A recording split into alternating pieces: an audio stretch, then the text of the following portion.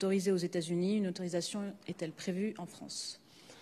L'étude Discovery, elle continue dans notre pays, davantage d'ailleurs que dans les pays voisins européens. La France est le pays qui inclut le plus de malades dans les essais cliniques. C'est le pays de la recherche, de l'innovation. On peut le lire très clairement. Il y a plus de 2000 patients aujourd'hui qui sont inclus dans différents protocoles cliniques dans notre pays.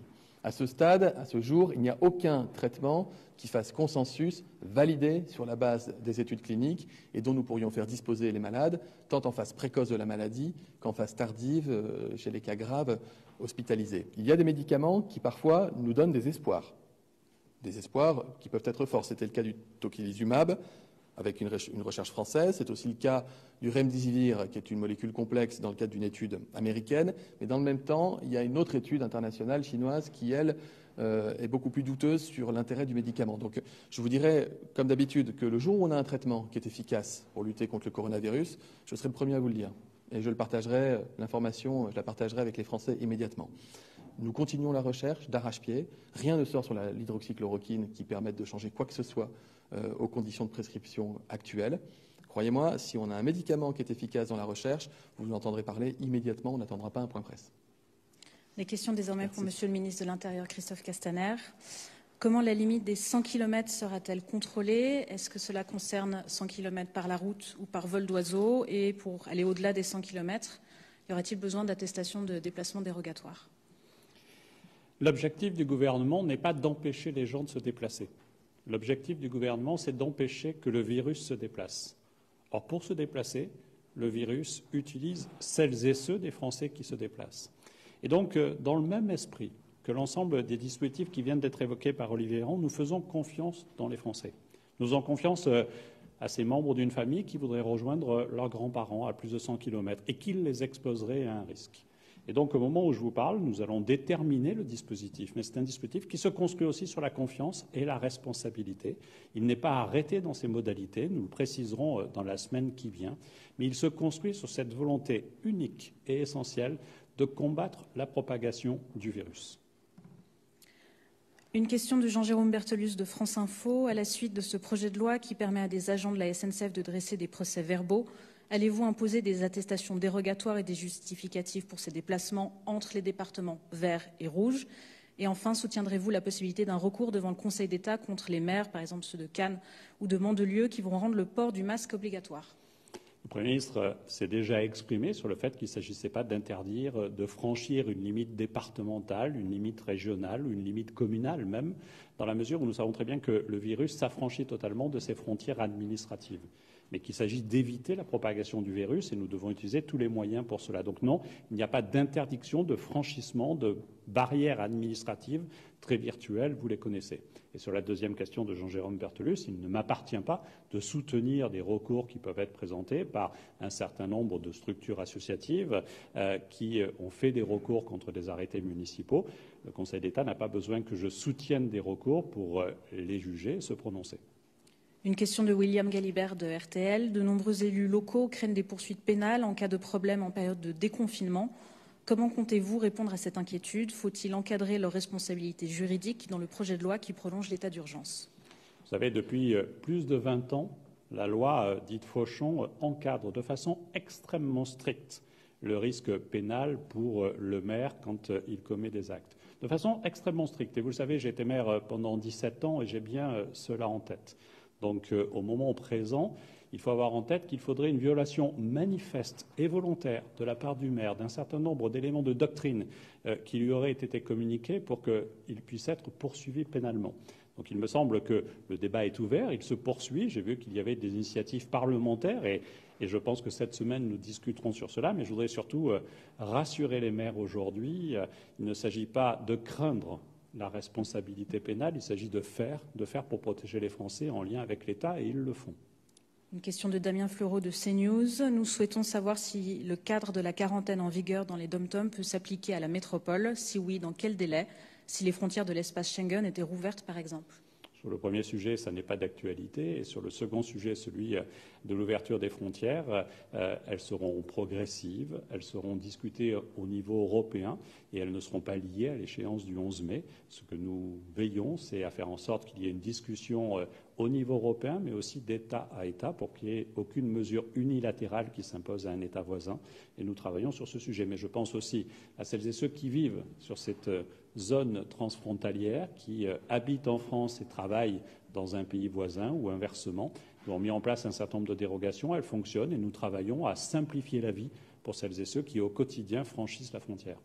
Sur ce sujet, également une question d'Ania Nussbaum de Bloomberg. Les conditions d'entrée des citoyens étrangers sur le territoire français seront-elles modifiées au 11 mai? Sinon, quand?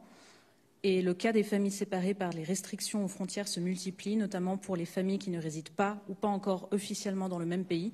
Quelle réponse leur apportez-vous? Sur le deuxième sujet, celui de situation familiale particulière, nous discutons avec, et je discute avec mes homologues étrangers des pays voisins pour trouver des adaptations à une règle qui, parce qu'elle serait trop stricte, s'appliquerait pour telle ou telle personne de façon douloureuse. Et nous trouvons des solutions de façon systématique. Sur le second sujet, il n'y a pas de calendrier à arrêter pour la gestion de nos frontières et la fermeture de nos frontières telles que c'est le cas actuellement, qu'il s'agisse de la zone infra-Schengen ou qu'il s'agisse de l'extra-Schengen. Nous sommes sur ce sujet, et le Président de la République a eu l'occasion pour l'extra-Schengen sur du moyen terme. Et sur le court terme, il y aura des discussions qui se poursuivront, mais elles ne sont pas calées par rapport à l'échéance du 11 mai. Donc pour être précis sur votre question, il n'y aura pas de modification le 11 au matin. Une question de Damien Fleureau de CNews sur les cas de violences et d'agressions faites aux femmes seules dans des rues désertées et dans les transports en commun qui sont peu fréquentés. Y a-t-il une vigilance accrue des forces de l'ordre? Ça fait partie évidemment des priorités que nous avons. D'abord, sur la sécurité des femmes et des enfants qui, dans le cadre du confinement, se sont trouvés en situation de ne pas forcément pouvoir appeler au secours comme elles pouvaient le faire de la façon habituelle. Et vous savez, tous les dispositifs qui ont été mis en place avec Adrien Taquet, avec Marlène Schiappa, nous avons fait un sujet de combat pour faire en sorte qu'il y ait tous les moyens possibles pour donner l'alerte s'il y a des violences intrafamiliales. Je pense aux dispositifs qui s'appuient par exemple sur les pharmacies pour donner une alerte, sur certaines zones et lieux commerciaux, mais aussi sur tous les outils dont nous disposons, le 17 en cas d'urgence, mais aussi la plateforme Stop Violence ou le 114 pour pouvoir, avec un simple texto, donner l'alerte. Et ça fait partie des priorités que j'ai fixées à nos forces de sécurité intérieure pour y répondre de façon systématique et rapide. En plus, j'ai souhaité aussi qu'ils fassent des appels d'initiative. Quand ils ont connaissance de situations tendues, entre guillemets, dans un couple, qui n'ont pas donné lieu à une plainte ou à des poursuites et à des décisions judiciaires, de faire en sorte que d'eux-mêmes, ils puissent appeler dans la famille et qu'ils puissent sentir s'il y a un risque. Et nous avons fait aussi des interpellations dans ce cadre-là. Ensuite, nous sommes extrêmement présents sur le terrain et évidemment, toutes les violences, toutes les atteintes font partie des sujets sur lesquels il n'y a pas eu de modification de notre niveau d'engagement. Et en cas d'agression, nous devons répondre présent le plus vite possible. Qu'en est-il de l'accès aux plages et au littoral, alors que certains élus demandent pouvoir au moins accéder aux promenades de littoral? Pour l'instant, les plages sont fermées.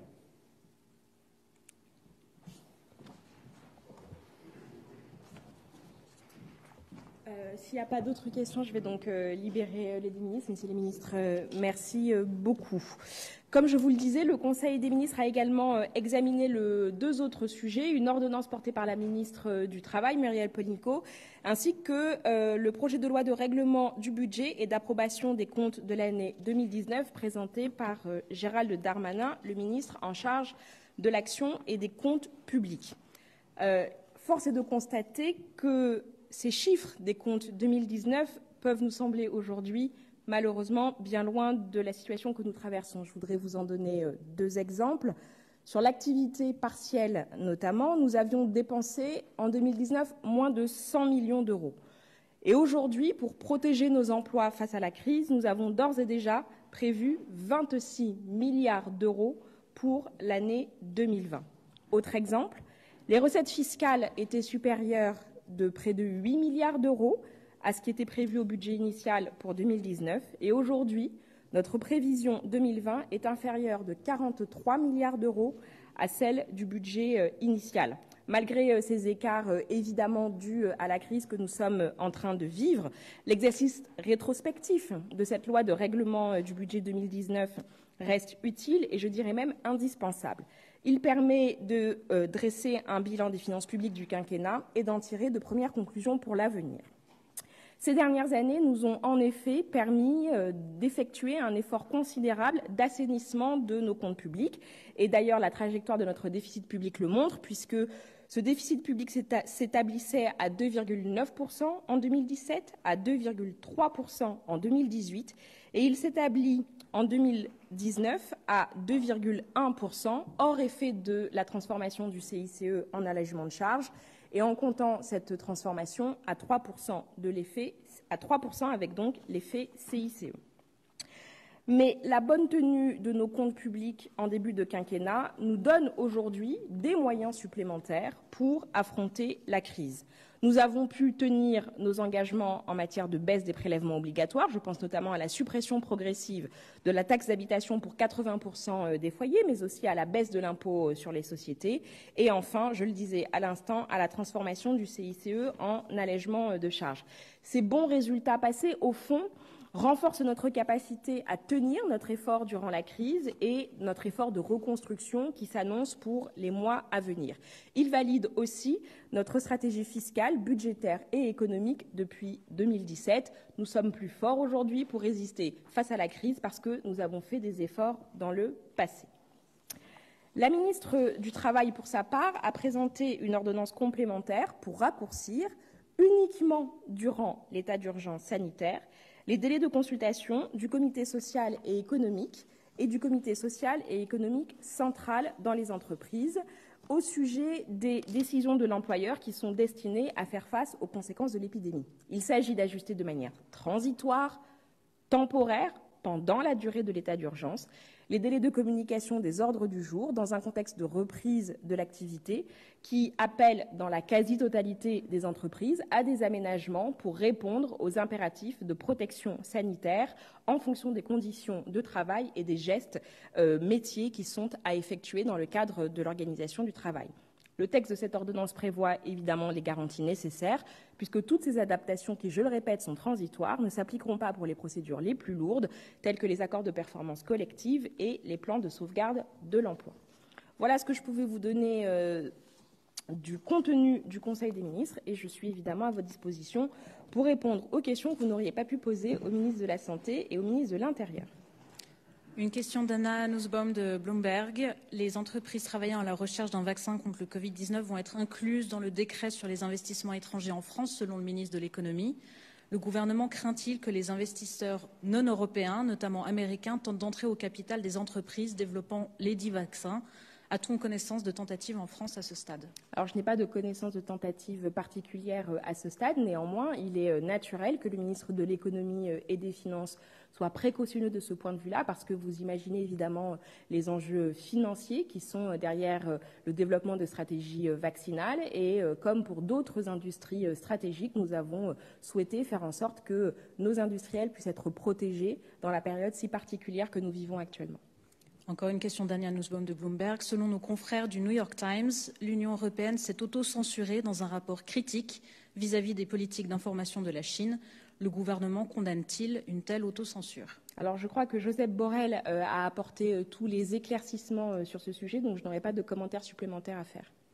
Encore une question de Bloomberg. Quel sera le montant de la contribution de l'État français à l'effort de 8 milliards de dollars pour contrer le Covid et pour lequel Emmanuel Macron ainsi que d'autres chefs d'État ont appelé au don ? Alors, vous le savez, effectivement, le président de la République est à l'initiative d'une sorte de téléthon qui aura lieu à partir de lundi, qui a vocation à récolter des fonds. Et je laisserai le soin au service de presse de l'Élysée d'apporter toutes les réponses à ce sujet. Une question d'Agathe Lambray de BFM TV. Le gouvernement a mis en place un site pour lutter contre les fake news. Est-ce le rôle du gouvernement de sélectionner différents médias, de faire le tri entre les bonnes et les mauvaises informations ? L'initiative serait-elle poursuivie ou face aux critiques, mieux ne vaut-il pas arrêter les frais ? Alors, vous le savez, depuis le début de la crise sanitaire liée au Covid-19, le gouvernement travaille à garantir à l'ensemble de nos concitoyens un accès aux informations les plus fiables possibles en temps réel. En ce sens, nous avons mis en place différents espaces numériques sur le site gouvernement.fr qui ont vocation à répondre aux attentes légitimes de nos concitoyens et de nos concitoyennes en quête d'une information fiable et vérifiée. En temps de crise sanitaire, nous assistons à une prolifération que je qualifierais d'inouïe des fausses informations, à laquelle nous avons assisté évidemment, et qui peuvent emporter des conséquences sanitaires lourdes pour nos compatriotes. Il y a des fausses informations qui circulent sur des supposés traitements qui permettraient de vaincre le coronavirus. Vous avez par exemple sans doute entendu parler de cette préconisation visant à faire avaler aux gens de l'eau de Javel pour se décontaminer de l'intérieur. Face à cette situation, il est évidemment impératif, nécessaire que le gouvernement puisse protéger nos concitoyens de ces fausses informations. Le sujet des fake news est un sujet évidemment éminemment difficile, compliqué, pour lequel il peut exister des zones grises. Dans le dispositif qui a été mis en place par le service d'information du gouvernement, il n'est nulle question de ces zones grises. Toutes les informations pour lesquelles il y a eu, je parle d'un langage d'initié, du debunking, c'est-à-dire la révélation du fait que ces informations étaient factuellement fausses, sont des informations que je qualifierais d'évidemment fausses, pour lesquelles il n'y a pas de sujet d'interprétation. Le site du gouvernement ne fait qu'effectuer une forme de curation, de recension de l'ensemble sans choix réalisé entre les médias, de l'ensemble des fact-checking qui ont été réalisés, suivant un corpus et des critères qui sont très clairs. Il faut que les médias français qui sont mis ainsi en exergue disposent d'une rubrique dédiée au fact-checking depuis au moins 2 ans, d'une équipe spécialisée et d'un accès gratuit au contenu. Je veux souligner que cette page a évidemment vocation à être supprimée une fois la crise terminée. Et en aucun cas, je le répète, le gouvernement et l'État ne choisissent les articles de presse. Il met simplement à disposition de nos concitoyens le travail de désinfox qui est effectué par des médias sur le Covid-19 pour leur permettre, de manière temporaire, dans une crise où beaucoup d'informations circulent, malheureusement beaucoup d'informations fausses, voire d'informations dangereuses, pour leur permettre à nos concitoyens d'avoir un accès temporairement facilité à ces interventions. Nous considérons que les médias sont des tiers de confiance dans lesquels, justement, nos concitoyens ont confiance pour lutter contre ces fausses informations. Tous les outils qui permettent, au fond, de démêler le vrai du faux sont des outils qui sont bienvenus et ils n'entrent évidemment pas dans notre volonté de distinguer les bons et les mauvais en la matière. Une question de Perrine Vasse de BFM TV. Les personnes contacts qui seront testées seront celles uniquement qui présentent des symptômes ou toutes les personnes, sachant qu'il y a énormément de personnes asymptomatiques au Covid-19 ? Alors l'objectif est vraiment de faire en sorte que toutes les personnes, compte tenu de la nature du contact qu'elles ont eu avec une personne pour laquelle on a déterminé une positivité au coronavirus, soit testées, qu'elles soient asymptomatiques ou non. C'est d'ailleurs aussi l'intérêt que pourrait avoir une application du type Stop Covid si cette application pouvait remplir toutes les spécifications techniques et les lignes rouges que nous avons fixées. C'est que lorsque vous ne connaissez pas les gens avec qui vous avez été en contact, par exemple lorsque vous avez pris les transports en commun, il faut qu'on trouve un moyen de les prévenir parce qu'ils ont eux aussi le droit de pouvoir être testés quand bien même ils ne présenteraient pas de symptômes. Une question pour LCI. Avec la prorogation de l'état d'urgence jusqu'au 24 juillet et la mise en quatorzaine de personnes entrant sur le territoire national, cela signifie-t-il qu'il n'y a pas de touristes étrangers en France jusqu'au 23 juillet ? Et cela signifie-t-il que les Français ne peuvent pas aller à l'étranger et revenir quelques jours après ? Alors vous le savez, dans les 2 cas, lorsque nous avons des gens qui viennent sur le territoire national, s'il y a des touristes qui veulent venir, c'est une bonne nouvelle. Simplement, nous sommes obligés de prendre des mesures parce que vous connaissez la situation épidémique dans un certain nombre de pays du monde qui sont, le cas échéant, pourvoyeurs de touristes sur le territoire national. C'est évidemment une situation qui est extrêmement difficile pour les industries qui sont liées à ce secteur et c'est d'ailleurs la raison pour laquelle le gouvernement a fait le choix de mettre en place un plan spécifique d'accompagnement pour les secteurs de l'hôtel, de la restauration, des cafés, parce que nous savons qu'il pèse sur eux une charge supplémentaire. Pour ce qui est des Français qui voudraient se rendre à l'étranger, vous connaissez les préconisations en vigueur actuellement par le ministère du Quai d'Orsay, parce que, évidemment, nous savons aujourd'hui qu'il y a de nombreux pays où il y a une circulation active du virus, pour lesquels il n'est pas forcément recommandé d'aller alors qu'il y a cette circulation épidémique active. Et une dernière question de Rama Sofia Rajdi de United States Press Agency. Le Premier ministre Édouard Philippe a précisé le 28 avril que le port du masque était obligatoire pour les collégiens. Les mesures barrières sanitaires sont désormais connues et des consignes spécifiques dans les établissements en cours d'élaboration. Mais c'est le printemps, le temps des flirts qui sont instinctifs, voire humains pour les adolescents. Avez-vous prévu de les empêcher de flirter avec ou sans masque et d'avoir des contacts par les French kiss? Question intéressante qui ne s'applique hélas pas que au champ des collégiens, puisque dans notre vie quotidienne, nous avons surtout pour nous, peuple latin, l'habitude du contact, l'habitude de l'embrassade, et il convient dans la période compliquée que nous vivons avec le coronavirus de respecter ces gestes barrières. Cela doit passer par beaucoup de pédagogie pour expliquer en quoi ils sont nécessaires, en quoi le masque est un ajout à ces mesures barrières, mais n'exonère pas de la réalisation de tous ces gestes barrières. L'heure est à la distanciation sociale, flirt ou pas flirt. Merci à vous.